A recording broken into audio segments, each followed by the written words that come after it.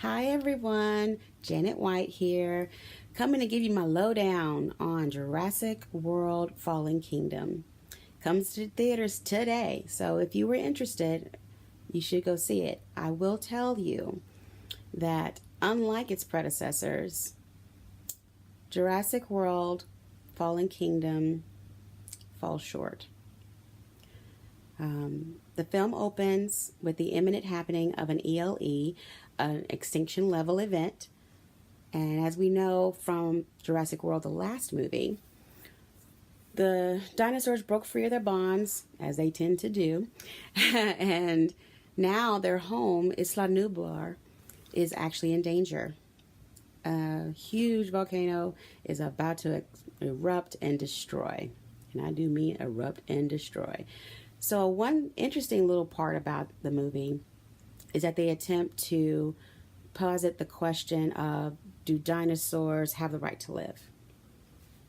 I couldn't think of anybody better to argue this point, and apparently they couldn't either, because Jeff Goldblum comes back as Dr. Ian Malcolm. And yes, we will get to hear his interesting delivery, which is typical Malcolm fashion, so it's on point. Totally on point, debate or reasoning as to his choice. I'm not even going to tell you what his choice is, because you should know since you've seen him in previous movies. But I will say that the handling of his speech at the Senate hearing is not edited well at all. I don't know what they were thinking in the way they broke it up into the movie, because it's abrupt in the ending, and it's kind of okay in the beginning. But yeah, I don't know what was so different about this particular installment that made them handle it the way they did. It was actually quite shocking. But I will say this, another thing that does not do this film good is their choice for villains. Oh my goodness, the villains were just so pathetic. The closest thing to a good villain they had is a veteran, B.D. Wong, who played Dr. Wu. He is still creepy. He still freaks you out. And his coldness, I mean, the man is completely stoic. But still, not a big threat, really. He has everybody else do his work for him. But, which, of course, that gives Chris Pratt a chance to shine as a BD, you know what I mean?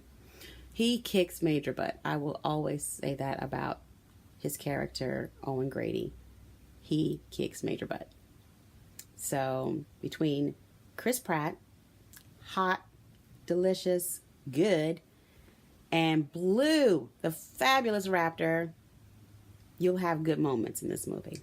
You will definitely have good moments. Bryce, no offense to you, dear, Bryce Dallas Howard. She resumes her role as Claire Daring.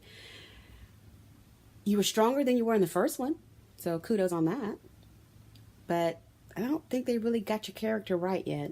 She's still kind of boring. So back to the villains. Let's get back. Let me stay on track here. Eli Mills is the character, and Rafe Spall played him. Didn't play him well, in my opinion, because instead of inciting a menacing presence, he makes you really bored and annoyed with him. It's like, dude, stop talking. You're not scaring me. If anything, I just want to blow you off, tell you leave me alone, go away, fly away, shoo shoo. Because he's just that boring. The delivery, the dialogue, neither were his friends at all. Sorry, dude. No offense. I'm sure you're probably a good actor, but just not in this role. Alongside him comes Toby Jones, who has his own creepy element in a lot of movies I've seen him in. But as Mr. Eversole, it was just like he was trying too hard to be evil. I mean, it wasn't coming across well at all. And again, not a threat. Even though he was trying to act like he was uncaring and hard and all about the bottom line, he still was not of any threat. And even there's a dinosaur, and yes, they created another one. Ew, just was weak. So The best thing I can say about Jurassic World is the relationship between Blue and Owen. Like a parent to a child, it's adorable. But you're coming to an action film. And although Blue defending her papa is always a good show, there's really not much around those events that makes this movie gel and work well. It was just overkill of special effects. It was the poor choices in some of the roles. And it was like, you know what? It was just like a piece of bread, a large piece of bread, and about this much butter that you had to spread over the entire thing. This movie probably could have done better as a short because it was just too much time, not enough filler. So if you like Jurassic World, go see Jurassic World, Fallen Kingdom.